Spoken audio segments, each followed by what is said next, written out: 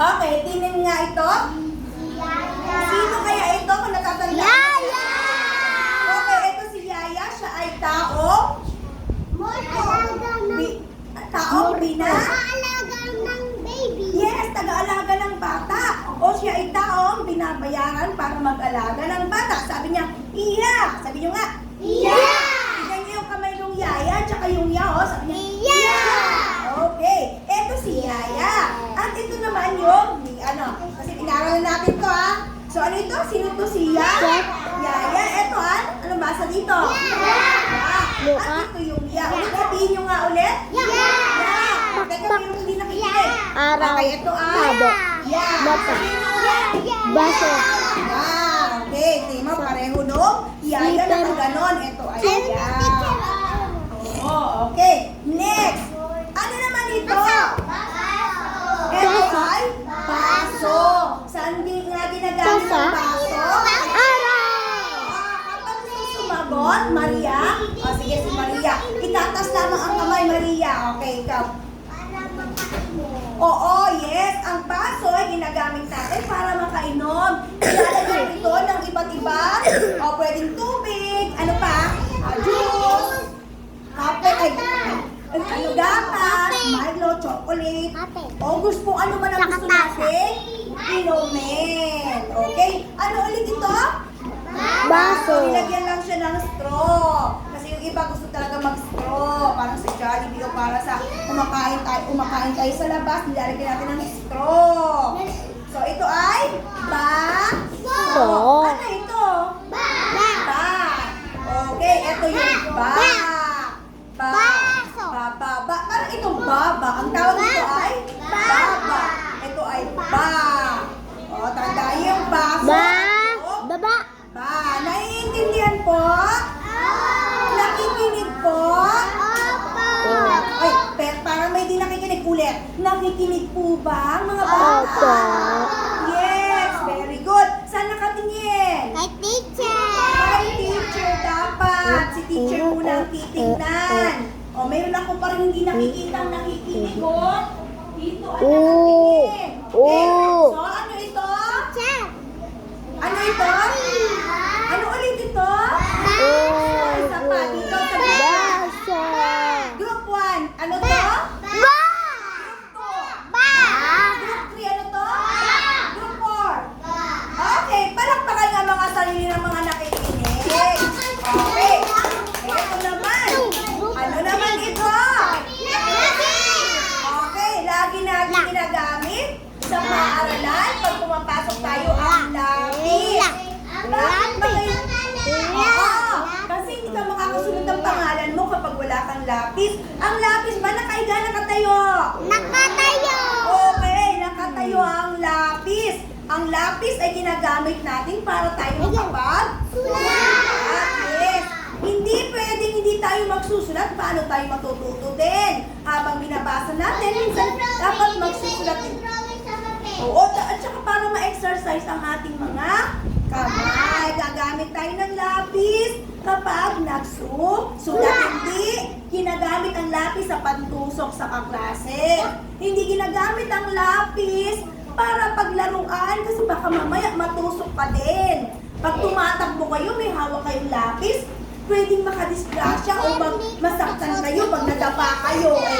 Lapis, dala-dala mo, anong mangyayari? Pwede kang matusok o kaya may kasalubong ka. Tumakbo kayo pareho, may dala kang lapis. Ano mangyayari? Matutusok. Matutusok yung... Dito sa tiyan. Oo, diba? Masakit. So, dapat din maingat tayo sa paggamit ng lapis. Hindi basta-basta yung iba nakakatusok na kaklase. Huwag yung, ay, gaganon-ganon yung sa kaklase. Mali yun. So, gamitin natin ng tama ang lapis. So, ano nga ulit ito? Lapis. At ito yung tandaan niyo yung lapis, nakatayo din yung lapis, Ito ay so, natatandaan nyo. Okay, ulitin natin. Hindi nakatingin. Dito lang kay teacher na maganda nakatingin. Okay, ano to? Okay, ano to? Ay, salamat. Ano naman ito? Okay, ito? Okay, balikan natin yung mga dati nating pinag-aralan. Okay, nakinig. Ang batang mabait. So, mamaya na. Ang batang mabait kay teacher, nakikinig. Salamat po. Malakpak nga ng isa. Ay, sabay. Palakpak ng isa. Palakpak ng dalawa. Ay, dalawa eh. Ulit. Palakpak ng isa. Palakpak ng dalawa. Palakpak ng tatlo. Palakpak ng apat. Palakpak ng lima. Palakpakan ng mga sarili. Ang gagaling. Okay, balikan natin. Kung natandaan ba natin ang lahat ng patig na ating pinag-aralan. Basta hindi ka kanta. Mamaya nakakanta. Ano to? Next, very good. Mababait. Salamat. Oh, very good. Malambot. Oh. Teka lang, mayroong hindi nakikinig dito. Okay. Ano to? Ang bait naman nakikinig.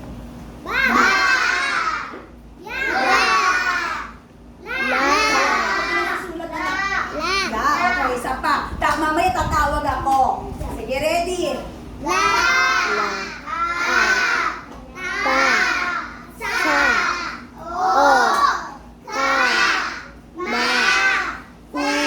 to?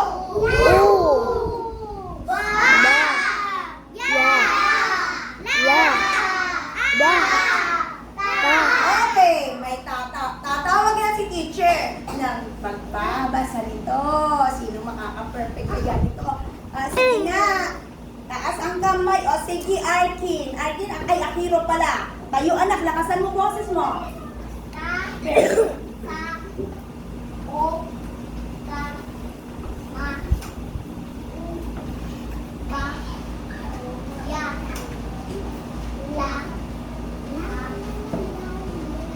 Palakpakan natin si ano at si Akiro. Sabihin nga natin, 1, 2, 3. 1, 2, 3. Ang galing-galing mo. Ulit, sige, sabay-sabay. Sabihin natin. 1, 2, 3. 1, 2, 3. Ang galing-galing mo. O, diba? Ang galing nakik. Sino pa ang magaling dyan? O, Riz. Nasahin mo nga. Malakas boses mo. Go. Malakas mo.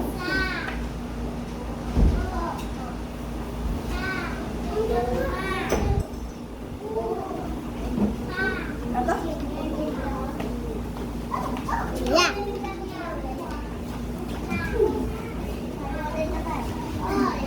Palakpakan si Riz! Ang galing! Sabihin natin, ang galing-galing mo! Ready? 1, 2, 3, go!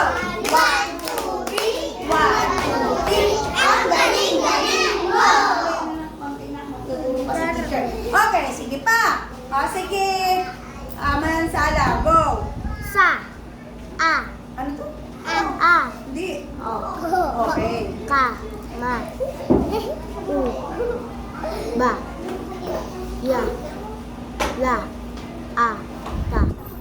Palakpakan si Chef! Ang galing-galing! O, ang galing-galing mo, Chef. Ready, go! 1, 2, 3! 1, 2, 3! Ang galing-galing mo! Okay, teka pa. Next. Sino pa? Ay, si ano? Wag maingay lahat kayo. Si, ano na nga to, si Yusef. Ready, go! Lakas.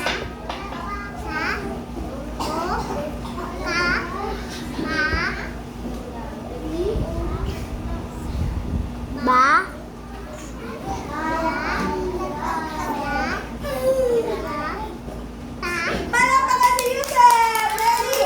O, ready? Bigyan natin na. Ang galing-galing mo ulit. Ready, go! 1, 2, 3! 1, 2, 3! Ang galing-galing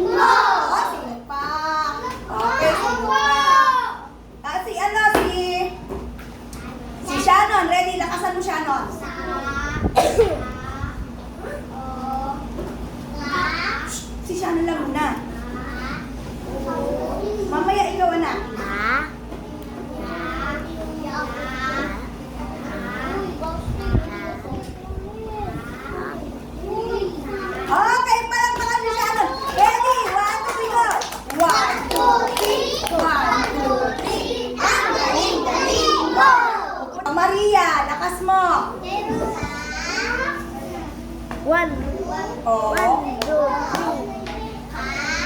1, 2, 3. 1, 2, 3. Galing, galing, go!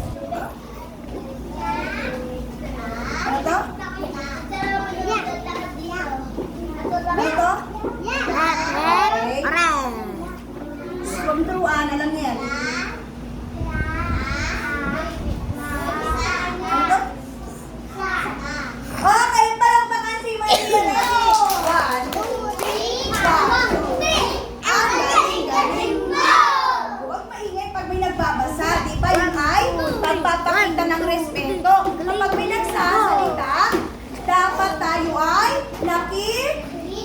para pag tayo naman ang nagsalita, pakikinggan din tayo. Yun ay pagpapakita ng paggalang at pagrespeto sa kapwa. Okay, sino pa? O, galingan ha? Sino pa? Ay, teacher! O, ano pa kaman? O, sige, ay si Ellie. Teka lang, tingin muna kay teacher. Upuan na ako ng maayos. Teka lang, wait lang na ha. Upuan ng maayos. Ellie! O, sige si Ellie daw. Ready, go Ellie. Lakas mo ha. Ano to? Okay. O, galing ha.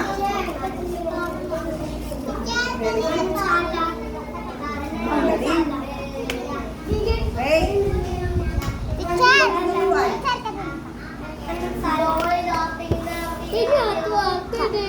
Okay, palakpakan si Ellie. Ang galing-galing. Ready? Para kay Ellie. 1, 2, 3. 1, 2, 3. Ang galing-galing mo. Ang galing ni Ellie. Sino pa? Yung nandun sa likod. Sino? Lakasan niyo, lakasan.